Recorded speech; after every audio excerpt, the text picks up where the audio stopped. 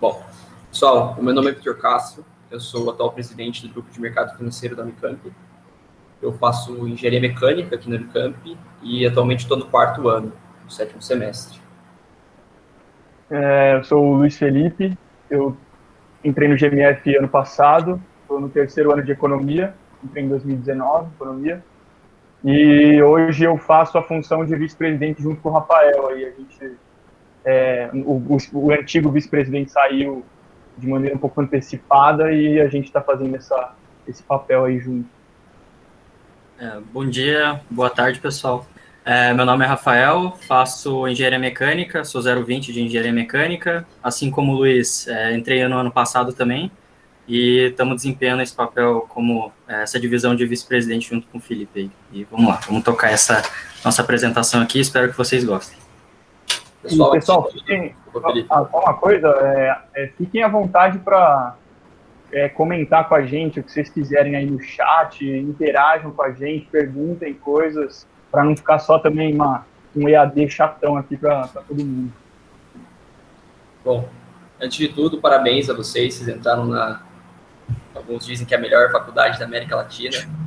Infelizmente, a gente está nesse tempo de pandemia, vocês não vão ter experiência ainda do contato e do dia a dia, de caminhar ali na Unicamp, no sol, e conversar com os amigos, que é muito legal. Mas, com certeza, vocês vão ter isso aí ano que vem. Bom, pessoal, um pouco da trajetória do GMF. Ele foi fundado em 2012 por alunos da graduação.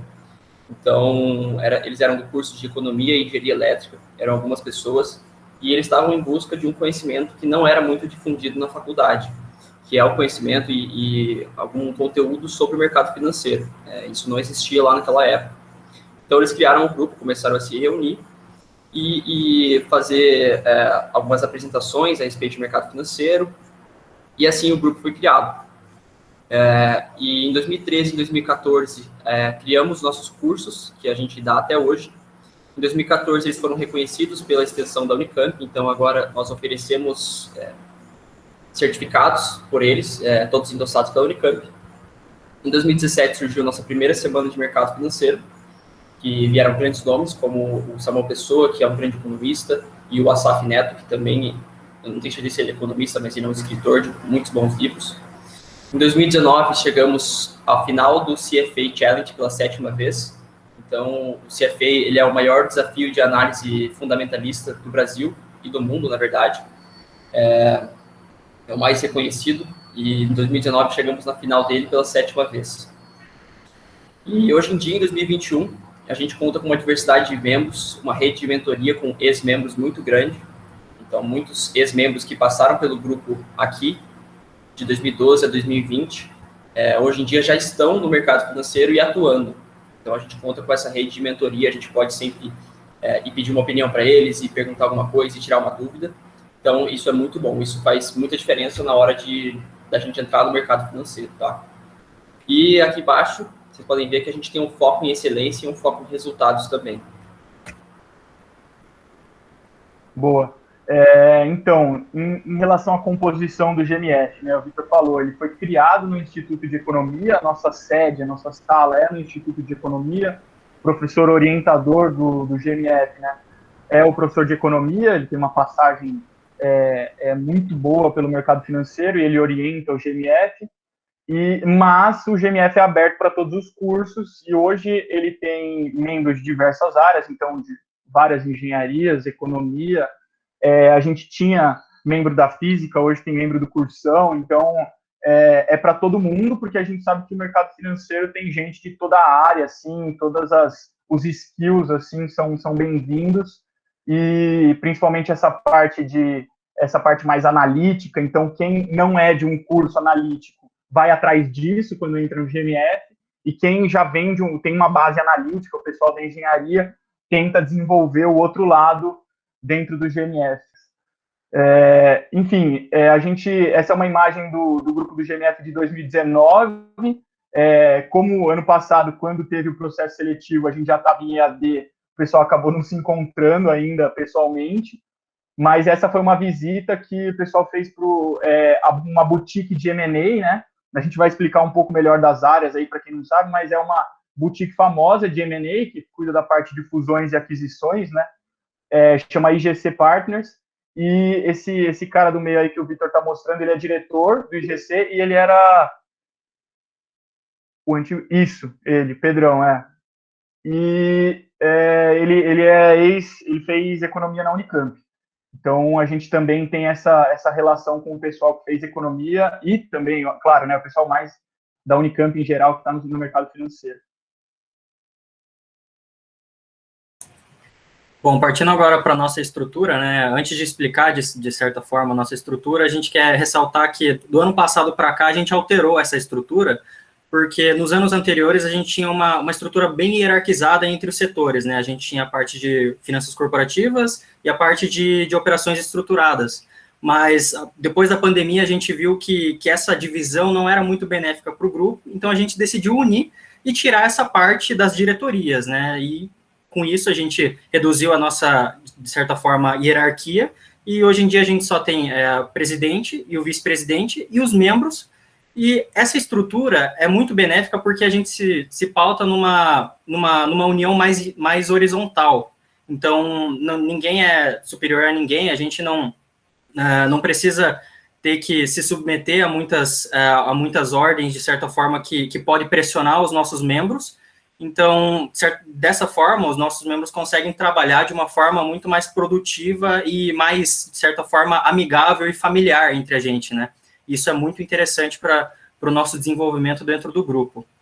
E dentro dos nossos, do nosso grupo, a gente desempenha inúmeros projetos, né? Como já foi comentado, a gente dá os cursos também, a gente participa de challenges, a gente faz capacitação interna, que é algo muito importante para nós, né, principalmente para poder entrar no grupo, ou até mesmo para participar de challenges. A gente organiza a CMF, que é um evento que a gente vai explicar mais adiante, que é muito interessante. Esse ano vai ter, tá, pessoal? Se vocês quiserem comparecer, podem colar lá. E a gente também faz outros tipos de eventos também. Vamos lançar daqui a algum tempo, acho que é o GMF Live, né? A gente vai lançar também para vocês assistirem, que é um conteúdo muito interessante para vocês desfrutarem aí. E nessa parte de membros, só uma questão assim, dentro desses projetos, claro que tem uma pessoa, um membro responsável fazendo a parte dos cursos, tem gente fazendo capacitação, tem o cara que toca a CMF, tem gente que cuida dos eventos, do contato com os bancos e instituições financeiras, assim. Então, dentro dos membros, cada um tem uma responsabilidade, assim. Então, apesar de não ter essa hierarquia, a gente tenta dar responsabilidade para as pessoas que vão se desenvolvendo e querendo pegar a responsabilidade mesmo do grupo. Isso.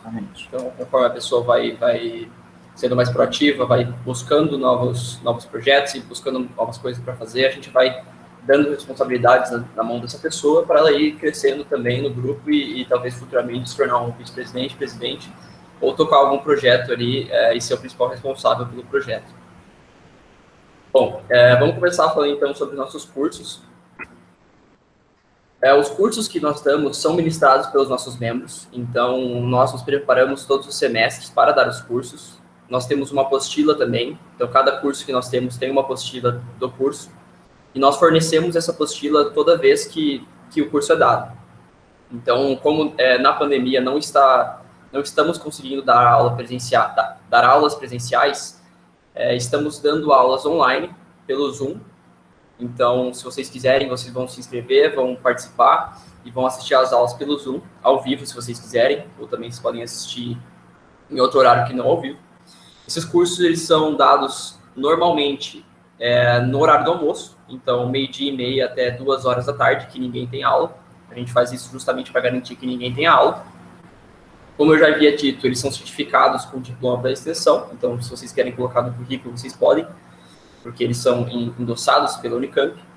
O nosso objetivo com os cursos é levar a educação financeira aos alunos da Unicamp e também dar a base para a carreira do mercado financeiro. Então, muitos de vocês, por exemplo, podem não querer seguir uma carreira no mercado financeiro, mas querem aprender mais sobre investimento, sobre contabilidade, sobre como analisar uma empresa, como analisar a ação também de uma empresa. Então, os cursos servem para você também.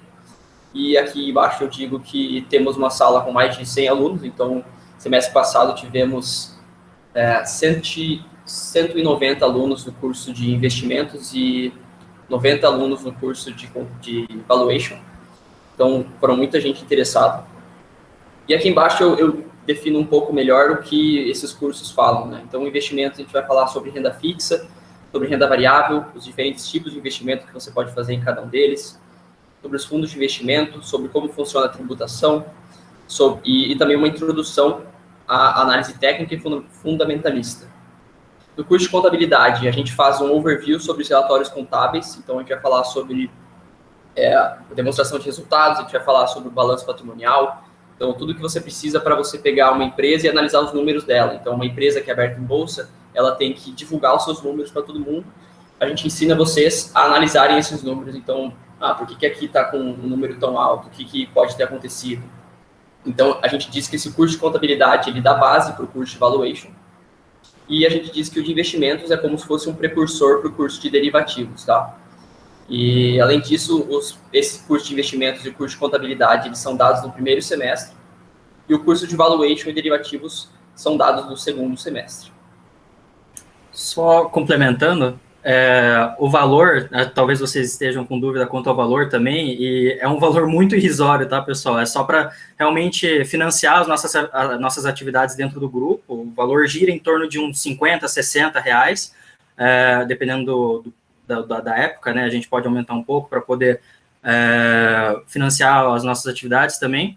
Mas vocês veem que é um valor muito irrisório, principalmente por conta que é um curso que dura um semestre, e muitas vezes a gente consegue até mesmo trazer pessoas de fora para dar as últimas aulas para os nossos cursos, né? No ano passado, nas aulas de valuation, a gente trouxe um fundo de investimento para explicar como funciona o valuation na prática. No de investimento, a gente trouxe o Mauro Miranda, que é um digamos que, ele já foi presidente do CFA, do Instituto CFA aqui no Brasil, então é uma pessoa extremamente qualificada para poder ensinar a respeito de investimentos, né, e como funciona na prática.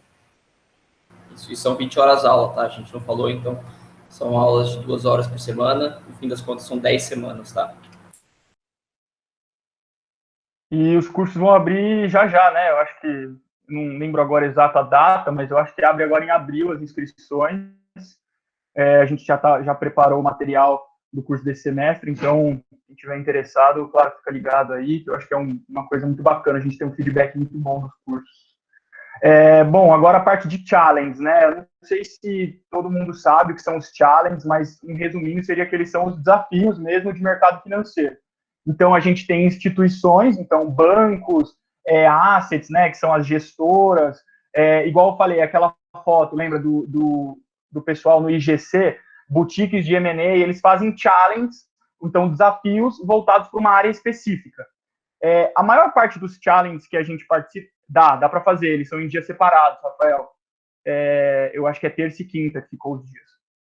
Enfim, terça e quinta? Não, segunda e quarta, não, terça e quarta, alguma coisa assim. Né? Terça e quarta. Terça investimentos e quarta contabilidade. Perdão, isso mesmo. Então, tem essas instituições que elas vão organizar os desafios de acordo com o que aquela instituição faz. Então, a boutique de M&A, como o IGC, vai organizar um challenge de M&A, de fusão e aquisição. Então, o Bank of America faz um challenge de research, né, que é um challenge de pesquisa, de análise de empresa para você elaborar um relatório sobre uma determinada empresa. O Safra, né, o Banco Safra, ele faz um desafio sobre gestão de ativos. E o GMF, ele participa, ele tem o convite, tem alguns challenges que são abertos a qualquer pessoa que quiser montar um grupo e fazer o challenge, e tem outros challenges que eles são exclusivos para ligas de mercado financeiro. Então, uma das vantagens é que você vai ter acesso a muitos dos challenges e com grupos formados praticamente, porque às vezes você não acha o pessoal que quer fazer o challenge com você, e dentro do GMF você não vai ter esse problema também. Como o Vitor tinha falado, né, o challenge mais famoso aí é o challenge do CFA, ele acontece uma vez por ano, e é um time por faculdade. Na verdade, eu acho que são 2 times por faculdade, mas a gente da Unicamp faz um time como Unicamp Campinas e outro time do Instituto de Limeira, da Liga de Mercado Financeiro deles. A gente está tendo uns resultados legais nos challenges, os bichos que entraram esse semestre aí, eu acho que o pessoal está aqui na live, mandaram muito bem no Constellation, que é um challenge também de análise de empresas. A empresa desse ano foi o BTG Pactual Banco, e você faz uma análise sobre o setor, você faz uma análise sobre a empresa como um todo, e basicamente o que você tem que explicar para eles é se você investiria ou não na empresa, o porquê, e dar um preço para aquela ação, né, para aquela empresa. Então você vai fazer tudo que é o necessário para você chegar nesse resultado. Uma coisa que exige muito trabalho, assim. O pessoal ficou 2 semanas aí sem assistir as primeiras 2 semanas de aula da faculdade só fazendo isso, então realmente dá um trampo. Mas é bem da hora, porque os bancos e as instituições que vocês vão entrar no futuro, quem quiser trabalhar com isso, olham muito para os challenges, porque é onde você vai ter a prática do que você vai fazer no banco, entendeu? Então, é a parte que vocês têm o maior contato com o mercado financeiro. Quero completar aqui que o intuito dessas instituições financeiras com esses challenges, com esses desafios, é preparar o pessoal universitário, os alunos, para entrar no banco, e também, não no banco, não é só bancos, né, mas nas instituições financeiras, e também selecionar os melhores. Então, eles gostam bastante de fazer. Então, assim, de premiação, por exemplo, os vencedores dos challenges normalmente têm oferta de estágio para algum lugar, entendeu? Ou ganham um curso e depois os bancos olham para eles como futuros estagiários. Então, é uma coisa bem bacana de se fazer também.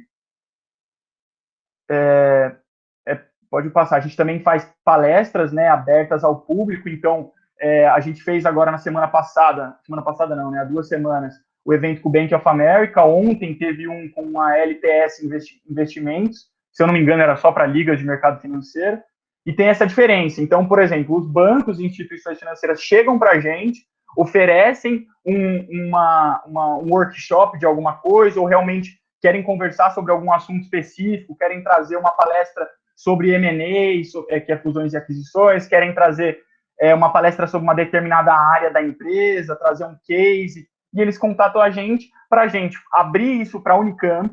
Então, a gente fazer essa divulgação e tentar trazer o público universitário para ir para esse evento, ou eles falam, não, a gente quer fazer especialmente para o GMF, enquanto liga, quer fazer só para a Liga de Mercado Financeiro e convida o GMF. Às vezes o GMF vai atrás para trazer o pessoal para falar com a gente. Então, um pouco disso, assim, eu acho que é uma oportunidade muito bacana de vocês terem um contato muito direto com o banco, assim. Então, principalmente quando é fechado para o GMF, sabe? Todo mundo ali está batendo papo com o pessoal que toma as decisões dentro de um banco. Então, você está conversando com a pessoa que vai te entrevistar depois de uma entrevista de estágio, sabe? Então, é uma coisa bem interessante. Bom, agora falando da CEMEF, né, que é o evento mais importante do grupo, de certa forma, que é a Semana de Mercado Financeiro.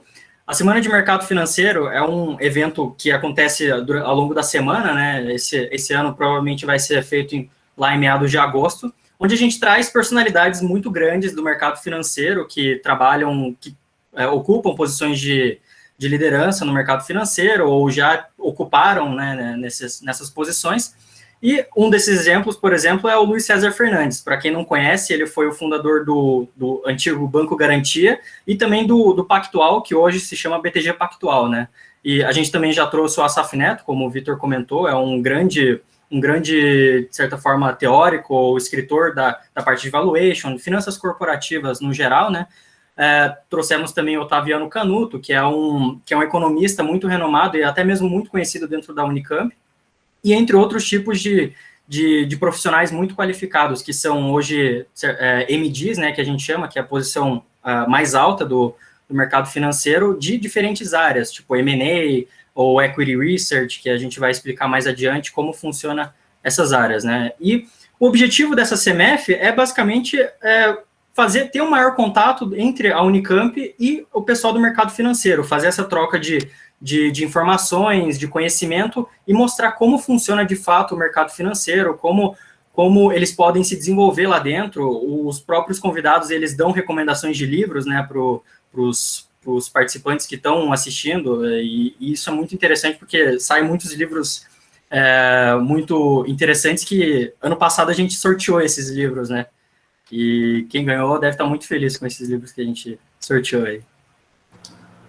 Só completando uma coisa que o Rafael, por exemplo, não teve ainda, porque ele entrou no grupo depois, são as visitas que nós fazemos a esses bancos, a essas instituições financeiras lá em São Paulo. Então, nas CEMEFs, por exemplo, em 2019, a gente foi visitar um banco lá em São Paulo. A gente combina isso aí de antemão e a gente vai lá e visita o banco. Eles fazem uma apresentação para o nosso grupo de alunos da Unicamp. Então, é bem interessante isso. Bom, e o que é mercado financeiro? Eu vou dar 1 minuto aí para alguém tentar definir o que é o mercado financeiro. Se não tiver ninguém também, eu pulo. Se quiserem abrir o microfone aí, arriscar, manda bala. Não sei se eu conseguir chegar numa definição boa aí. Alguém? Vou pular. Jogo de especulação, olha lá. Esse aí tá fora do grupo.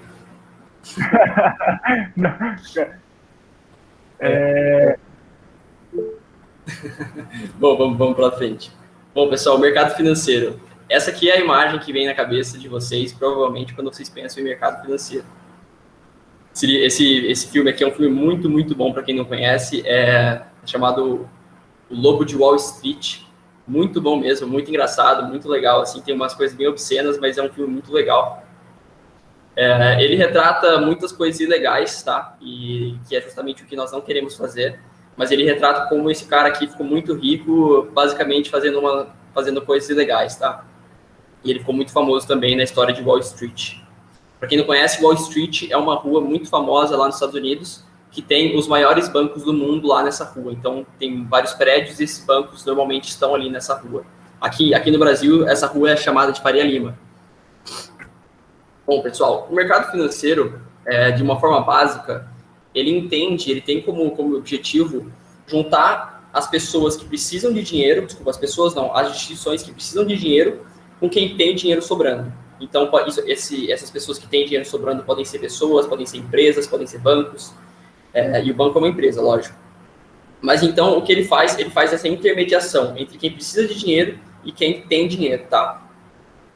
Basicamente é isso. Então, o sell side é um tipo de instituição financeira que a gente define. Então, a gente pega as instituições financeiras e divide em 2 áreas. Uma é chamada de sell side, que são as instituições financeiras que estão ali focadas em realizar a venda de empresas e vender produtos também. E o buy side. O buy side, diferentemente desse sell side, são as instituições que estão focadas em comprar empresas, tá? Ou comprar ações de empresas, etc. Então, vocês podem ver aqui que o buy side tem nele fundos de investimento. Não sei se vocês conhecem o que é o fundo de investimento. A gente fala também no curso. Também tem o private equity, que a gente vai tentar definir um pouquinho ali para frente. E o venture capital. Então, nada mais do que investir em empresas, tá? Então, vocês podem ver que o buy side fornece capital para as empresas e as empresas fornecem ações para esse buy side. Então, o buy side utiliza as ações para investir em empresas e se essas empresas crescerem, eles ganham dinheiro. Aí o sell side, ele faz o quê? Ele fornece muitos serviços para o buy side também e também para empresas, tá bom? Basicamente é isso. E é justamente isso que o Vitor falou. Ele não é que ele vai vender o sell side, ele está vendendo ações, por exemplo. Não, ele está vendendo ajuda. Então, ele está vendendo assessoria, ele está vendendo relatório. Então, é mais para esse lado do sell, assim, entendeu? Não seria tanto questão não é a venda de ação, não pensem nisso. Pensem na venda, na prestação de serviço, na venda de serviço. Bom, explicando agora, fazendo essa divisão, né, entre o sell side e o buy side. Bom, no lado do sell side a gente tem o investment bank, né, falando em jargão IB. O IB basicamente tem uma definição muito interessante que eles falam que é como se fosse uma corretora de empresas, né? Então as empresas ou até mesmo os fundos, principalmente as empresas, vão até o IB. Eles solicitam de certa forma, uma assessoria para inúmeros produtos, né? Então, por exemplo, você tem o M&A, que é fusões e aquisições. Então, se uma empresa quer comprar outra, ele não vai diretamente até a empresa, né? Como muita gente acha que não. Eles vão até o banco, eles pedem assessoria para poder fazer essa aquisição, essa fusão, né? E tem também a parte de IPO, ou ICM, né, que é onde eles fazem a abertura de capital, ou até mesmo venda subsequente de ações, que a gente vai tentar explicar um pouco mais à frente, porque é um conceito mais de mercado financeiro, e também tem a parte que se chama DCM, que é onde eles ajudam a emitir dívidas em formato de títulos, que a gente vai tentar explicar também. Tem também a parte de Sales and Trading, né, que é a parte onde faz a execução de ordens, tem umas partes que a gente chama de Market Maker, que a gente não vai explicar aqui agora, a gente vai aprofundar mais adiante. Tem também a parte de Equity Research, que faz as pesquisas aprofundadas, eles até fazem a piada, né, que você é pago para fazer MBA, porque Equity Research é basicamente isso, você estuda empresas muito profundamente. Tem agora também o Corporate Banking, que é a parte onde faz, de certa forma, operações mais voltadas às empresas, né? Eles fazem mais operações voltadas à assessoria de empresas, diferentemente do Investment Banking. Então, eles operam essa parte de dívida, mas não em formato de títulos, mas dívidas mesmo, em empréstimos, enfim. E a gente tem o Advisor Service, que é assessoria mesmo, de certa forma, uma assessoria mais branda para as empresas e enfim. Perdão, Rafael, só uma coisa, o pessoal está perguntando assim, por exemplo, eu vi alguém perguntando, exato, a Suno é uma Equity Research, então não quer dizer que a instituição ela vai ser caracterizada só por fazer IB, só por fazer Sales and Trading, só por fazer Equity Research. Normalmente, isso é dentro de um banco de investimento, você tem a parte de um banco de investimento que foca no sell side. Então, dentro do banco de investimento, como um Bank of America, um BTG, você vai ter dentro desse banco a área de Investment Banking, a área de Sales and Trading, a área de Equity Research. Então, é mais por esse lado, entendeu? E claro, por exemplo, você pode ter empresas como uma casa de análise igual a Suno que vai fazer Equity Research. Mas, assim, isso é mais a área. O Equity Research ele é fornecido para, normalmente, a gente fala das maiores instituições financeiras, os maiores bancos do mundo, normalmente não são pessoas físicas que vão fazer uso desses reportes, né, que a gente chama de reporte, dessas análises. Então, vamos colocar como exemplo o Bank of America. Ele fornece os relatórios dele para grandes empresas, se elas quiserem, e para grandes investidores, tá? Então, não são, na maioria das vezes, pessoas que não têm muito dinheiro como nós, não fazem uso dessa área de Equity Research desses bancos. Aí as pessoas físicas como nós vamos fazer uso de, por exemplo, de uma área, de uma Suno, né, como foi dado como exemplo ali no chat. Salvando o saliva do Rafael, Advisory Services significa serviços de assessoria, tá? Então, aqui está aquela área de M&A também, aqui podem ter boutiques, pode ser também Private Banking, que a gente chama, então, Private Banking, você pode ser um profissional, como se fosse aquele assessor de investimentos, mas você é um assessor de grandes fortunas. Então, uma pessoa que tem, sei lá, mais de 50 milhões de reais, mais de 50 milhões de dólares, você vai estar ali 24 horas disponível para aquele cara te ligar e falar assim, pô, e como que tá indo as coisas? Eu tô pensando em tal coisa, e você vai lá e vai fornecer essa assessoria para ele ali. Entrando aqui na parte de buy side, como foi dito, a gente vai falar um pouco para frente, Venture Capital. Basicamente, essa área de buy side, ela se divide em estágios de necessidade de capital das empresas, tá? Essa Venture Capital é um tipo de investimento que vai acontecer em empresas que são menores. Então, empresas, por exemplo, que valem, vamos dizer, 20 milhões de reais. Empresas pequenas e vão ser investidas por pessoas que fazem parte do Venture Capital no mercado financeiro. O Private Equity já é um pouco maior, então o investimento pode acontecer em empresas já abertas em bolsa. Vamos tentar ir um pouco mais rápido, porque acho que grande parte das pessoas pode não estar entendendo o que a gente está falando. Aí, hedge funds são os fundos multimercados e fundos de investimento, tá? Que basicamente é você e várias pessoas colocarem dinheiro num fundo e vai ter um gestor lá e um time por trás que vai investir o seu dinheiro e tentar fazer ele render. Holdings. Holdings são conglomerados, então são empresas que possuem várias empresas no seu portfólio e administram essas empresas. E assets, que são também fundos de investimento, mas na verdade são gestores de recursos. Então eles podem também ter fundos de investimento ou podem gerir recursos, podem gerir dinheiro de pessoas físicas, por exemplo, ou até dos sócios daquela asset específica. Tá?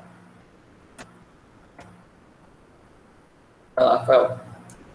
Bom, aqui a gente tem alguns exemplos de empresas, né? Tem a Berkshire Hathaway, que é uma holding de um bilionário aí, que a gente vai mostrar mais adiante. Tem a 3G Capital, que é e Pátria, né? Que é de private equity especificamente. Então, eles compram empresas e depois reestruturam a empresa para poder depois vender no final, simplificando, né? Tem a BlackRock, que é a maior gestora de fundos do mundo, se eu não me engano, alguns trilhões, né, de dólares que eles gerem. Tem a Alaska, que é um fundo brasileiro de asset, que, para quem não conhece, o gestor é o Henrique Breda, e ele faz gestão de empresas e ficou muito famoso por ter comprado a Magazine Luiza lá quando estava cotada a R$ 1, basicamente. Hoje teve uma valorização enorme com essa compra e ficou muito famoso esse fundo. Vamos voltar aqui que o Thomas ele perguntou qual a diferença de equity para advisory, tá? Eu vou só falar isso aqui rapidinho. Equity, então, Equity Research, vai ser a área de pesquisa de empresas, tá? Então, vai ser uma área do banco que vai fazer pesquisa de empresas. Então, 24 horas vai ter cliente do banco querendo uma pesquisa específica sobre tal empresa. E essa pesquisa tem que estar atualizada, porque o preço da ação muda. Então, ele vai lá, liga para o banco e fala assim, pô, eu quero uma análise da ação da Magazine Luiza. Então, sei lá, eles têm 48 horas para mandar uma análise pronta para esse cliente, para o cliente saber se vai valer a pena ou não investir na Magazine Luiza. Tá? E esse cliente, logicamente, paga o banco por isso. Já Advisory Services pode ter duas maiores áreas incluídas, tá? Pode ser uma boutique de M&A, como aquela da foto que a gente mostrou antes. Então, que vai auxiliar empresas na fusão e aquisição delas.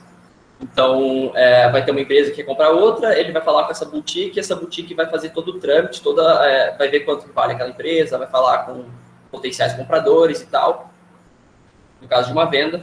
E também, principalmente, tem a área de private banking, então, vamos dizer, área privada. Então, seria os assessores de investimento, na verdade, são assessores de grandes fortunas. Então, clientes com mais de 80 milhões de reais, vamos colocar, se eu não me engano, era esse o número mesmo, mais de 80 milhões de reais, eles vão ter no banco, nessa área do banco, vai ter um assessor lá dentro, que faz parte do banco, que ajuda você a gerir o seu dinheiro. Então, você vai auxiliar a gerir um patrimônio de 80 milhões de reais, entende? Entende? Boa.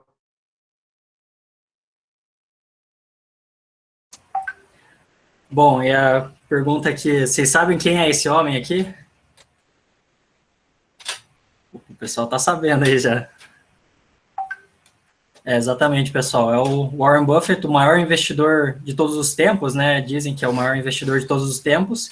E ele é o dono, de certa forma, agora da Berkshire Hathaway, que a gente mostrou anteriormente, que é uma holding, né? Então, eles fazem análise de empresas e compram participações em empresas para poder ter lucro com as valorizações, né? Então, você pode ver que todas essas empresas faz parte da carteira da holding do Warren Buffett, principalmente a Coca-Cola, que é absurdo, tanto eles ganham dividendos insanos com Coca-Cola, chega a casa de vários centenas de milhões com o dividendo da Coca-Cola, então vocês podem ver que é um investidor de sucesso, é uma pessoa que realmente muitas pessoas se espelham nele, né?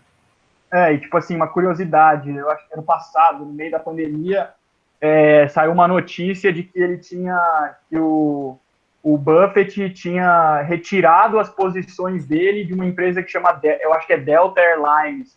É Delta? Delta Airlines. E assim, a ação chegou a cair 15%, se eu não me engano, era tipo, assim, e no final ele deu um depoimento falando que nunca tinha sido acionista dessa empresa. Então, assim, olha como o cara consegue movimentar mercado com especulação, assim, tipo, com um boato, a empresa tipo, é uma coisa séria, o valor da empresa. Esse da IRB, isso, Rafael, eu lembro que estava falando que ele estava olhando o IRB, alguma coisa assim. Então, qualquer coisa que ele faça, ele abre a boca, o cara consegue movimentar o mercado de maneira praticamente natural, assim, né? Então, e realmente, o cara tem, olha quantas empresas, e não é posição igual a gente, né? Tipo, você tem 5 ações da empresa. Não, o cara realmente ele é dono de alguma porcentagem da empresa, assim, que é algo irreal para uma pessoa física, meros mortais como nós, assim. Então é realmente complicado. complementando, tem uma coisa que acontece muito no mercado financeiro, são boatos, né? Então, acontece um boato aqui da venda de uma empresa que pode acontecer ou não, e nesse momento todo mundo que fica sabendo do boato já vai querer comprar para ganhar dinheiro em cima. Isso acontece muito, muita gente perde muito dinheiro com isso. Então, esse caso da IRB foi muito engraçado, que a ação subiu muito quando esse boato saiu, que o Leandro comentou, acho que foi o Leandro Leonardo. Mas é isso, pessoal. Agora a gente vai falar um pouquinho... Uma coisa, Vitor, tem uma pergunta aqui. A Berkshire vende as ações que compram para quem depois? Então, isso é uma coisa interessante também para a gente voltar lá na definição. Não vou voltar tudo, mas assim, na questão do mercado financeiro como um todo. Então, a empresa, como o Rafael falou, ela vai consultar a área de investment banking de um banco para ela abrir capital. Abrir capital significa tirar um pedaço, uma porcentagem da empresa que está sob controle por exemplo, do pessoal que fundou a empresa e abrir para o mercado comprar pedaços dessa empresa, partes dessa empresa que seriam as ações. A partir do momento que essas ações são liberadas para o mercado, que é o chamado mercado secundário, depois que elas saíram do controle daquele banco que emitiu as ações, ele emitiu as ações para o mercado secundário, aquelas ações ficam circulando. Então, ele vai vender essas ações depois para o mercado. Então, para quem quiser comprar. Vai ter uma enxurrada de ação chegando na hora que ele vender e o pessoal vai comprando. Então, assim, ele vende realmente para o mercado. O único momento em que essa ação não vai estar circulando no mercado é numa emissão, no momento que ela foi emitida por um banco, pela instituição, né? Depois ela passa a circular no mercado livremente, assim, daí a formação de preços dela, de acordo com o nível de compra e nível de venda. Só um exemplo eu, por exemplo, se eu quiser vender uma ação que eu tenho agora, eu vou vender, e o Rafael, por exemplo, se estiver querendo comprar, ele vai comprar de mim. Eu não vou saber, lógico, quem está comprando, eu só vou entrar na minha corretora e fazer a venda. E amanhã o dinheiro vai estar disponível para mim. Vamos passar agora um pouco sobre as áreas que o banco tem, que a gente já comentou, mas a gente vai passar assim por cima sobre o que elas fazem, tá? O que elas fazem principalmente, o que é necessário também, o que é esperado da pessoa que vai entrar na área, tá? Eu vou começar aqui com o Private Equity. Então, como foi dito, o Private Equity é uma modalidade de investimento para empresas que precisam de dinheiro, para empresas que estão crescendo, ou para empresas que estão decaindo, estão perdendo, por exemplo, os lucros estão caindo, e eles vão lá e entram colocando dinheiro, tá? Empresas não listadas em bolsa, né? Um detalhe, assim. Empresas privadas. Né? Mas também pode acontecer com empresas já abertas em bolsa. Só um exemplo é o Jorge Paulo Lemann, que vocês devem conhecer, é o cara mais rico do Brasil. Não sei se é o mais rico, mas é um dos.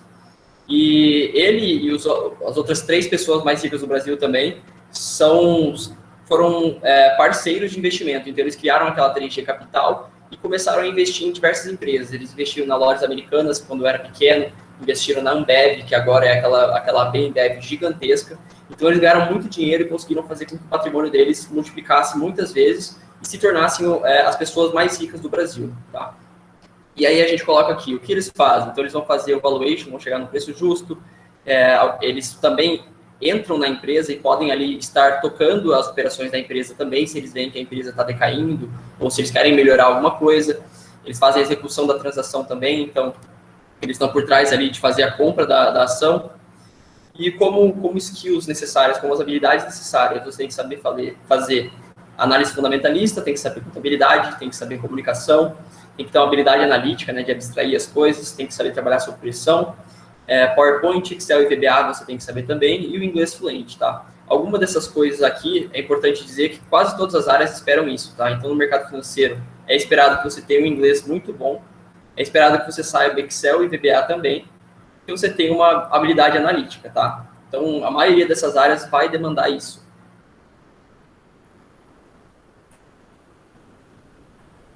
Boa.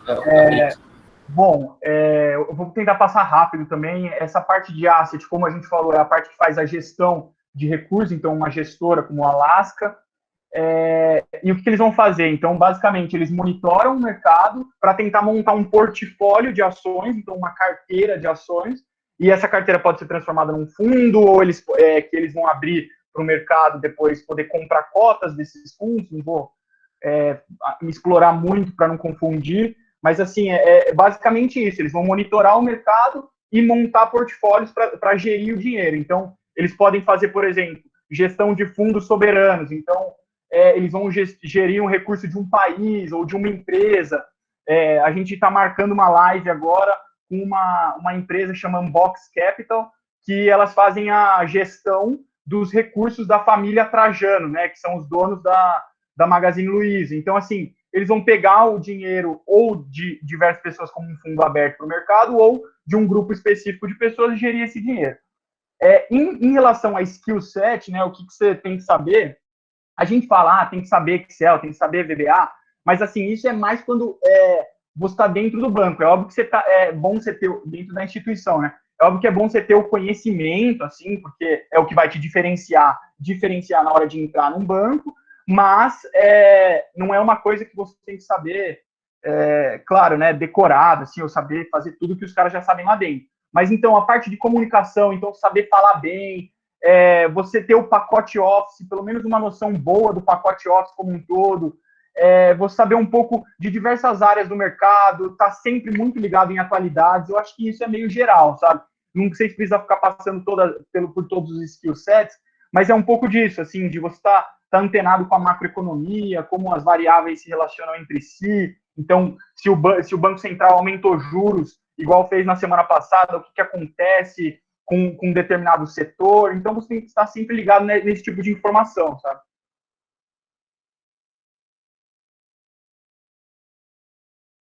Bom, agora partindo para a área do... Pode passar aí, Vitor? Pode passar, acho. E daí, assim, a gente tem algumas instituições que são focadas no sell side. Então, você vai ter o Goldman Sachs, que são os bancos de investimento, né? Sell side, o Itaú BBA, que é o banco de investimento do Itaú. Você tem o JP Morgan, Morgan Stanley, Bank of America, Merrill Lynch e o Credit Suisse. São alguns exemplos de bancos de investimento, né? Você também vai ter, claro, o BTG Pactual aqui no Brasil, então, que é o maior banco de investimento da América Latina. Então, assim, você tem esses highlights aí de bancos, de instituições, né? Gente, eu vou pular aqui, porque já estamos no fim da apresentação, mas se vocês quiserem, vocês podem pedir o link para a gente, e aí vocês veem o que cada área faz, tá? Ou podem vir tirar dúvida com a gente também, pelo Instagram, pelo Facebook, mandar um e-mail, então fiquem à vontade. Vamos passar aqui, porque a gente tem que falar um pouquinho mais do GMF em si. Vou passando aqui, se vocês quiserem pausar quando vocês verem o vídeo. Eu pulei um, não.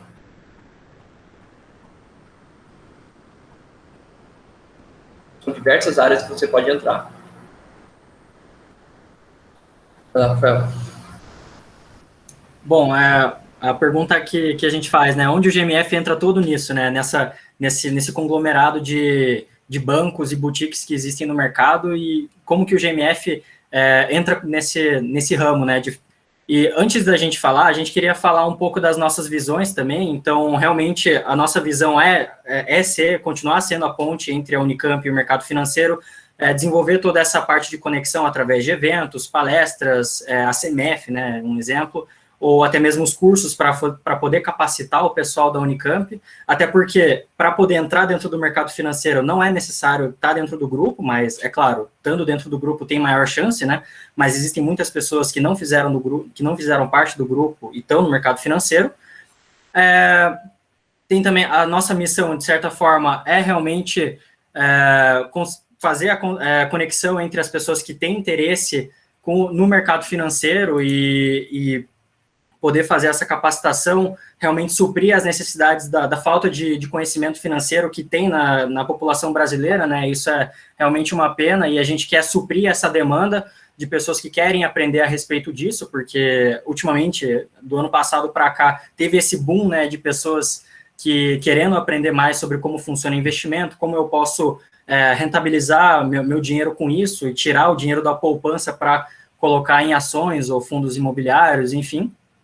E os nossos valores, realmente, como o Vitor comentou no começo dessa nossa apresentação, é a excelência, né? E a proatividade também. Então, quem entra dentro do grupo, a gente espera bastante esse esforço e realmente resultado para que eles façam da melhor maneira possível toda a atividade que foi delegado a eles. Então, se uma pessoa está responsável para fazer os cursos, então vai fazer da melhor forma possível. Quem está fazendo a CMF vai tentar trazer as melhores pessoas possíveis. Então, realmente, a gente se pauta muito nessa parte de trabalho duro, de excelência, e isso faz com que eles tenham mais chance de poder entrar dentro do banco, ter mais sucesso lá dentro, porque são esses tipos de valores que esses bancos também pregam lá dentro, né? E a gente quer refletir isso dentro do nosso grupo.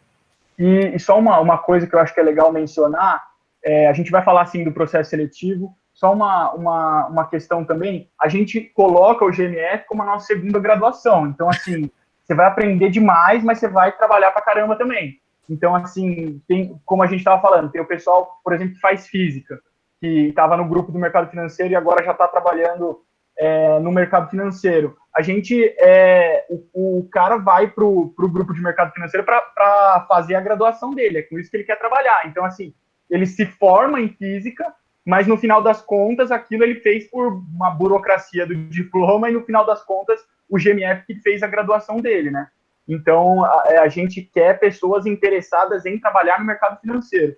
A gente quer a pessoa que esteja, claro, né? Nem a gente que já está no grupo há 1 ano, o pessoal que está há 2 tem certeza absoluta, mas é o que a gente se interessa. A gente gosta de estar cercado de pessoas que gostam de conversar e ter o mercado como prioridade. Isso. E aí, então, como eu havia dito, a gente tem uma rede extensa de ex-membros, então a gente tem um membro no IGC, a gente tem um no Credit Suisse, no Morgan Stanley, enfim, nos maiores bancos do mundo e nos maiores bancos brasileiros também, tá? As maiores instituições também. E, por fim, aqui a gente vai falar do processo seletivo exclusivo para mulheres. A gente está com uma falta de mulheres no grupo, a gente tinha, acho que 2 até então, e aí uma delas saiu do grupo, a outra arranjou um estágio, então atualmente estamos sem mulheres no grupo e a gente quer mudar isso. A gente é um grupo plural e a gente quer que também seja plural em questão de gênero. Espera aí que tem alguém pedindo para entrar. Não. Bom, e aí a gente decidiu criar um processo seletivo exclusivo para as mulheres, tá? Como ele vai funcionar? Aí a gente decidiu tirar a nossa etapa inicial, que é uma etapa que requer alguns conhecimentos técnicos, então que a gente oferece todos no curso, e pular direto para a dinâmica em grupo. Então a gente vai avaliar como você fala, a gente vai avaliar como você trabalha em grupo, como você, enfim, a sua linha de raciocínio, se você demonstrou interesse ou não, entendem? Então, se você está ligada, pelo menos, no que está acontecendo no mundo, se você realmente tem esse interesse no mercado financeiro, a gente vai avaliar muito isso, assim, a questão do interesse e do perfil. E aí, para entrar na última etapa, vai ter uma entrevista individual, a gente vai fazer algumas perguntas para você, e aí, por fim, é uma apresentação, normalmente passa todo mundo que vem para a apresentação, mas aí apresentar algum assunto específico do mercado financeiro para os membros do grupo, tá? E aí, não obstante, a gente também tem o processo seletivo para todos, e a gente deixou isso aqui um pouco para depois, nesse semestre. Eles acontecem após os cursos, normalmente a gente cobra um conhecimento básico, intermediário, e esses conhecimentos todos são fornecidos com os nossos cursos. E, como eu disse, só tem uma etapa a mais, que é o teste online. Então, a única etapa a mais no processo, que comparando com o processo seletivo para as mulheres, é esse teste online para todo mundo, tá? Então, como eu disse aqui, os cursos são a melhor forma de preparar para o processo seletivo, pelo menos para essa primeira fase, tá bom? E é isso, pessoal. Só uma coisa do processo seletivo, ele deve começar em maio, no final de abril, depois que passar a parte dos cursos, maio, junho ali. E assim,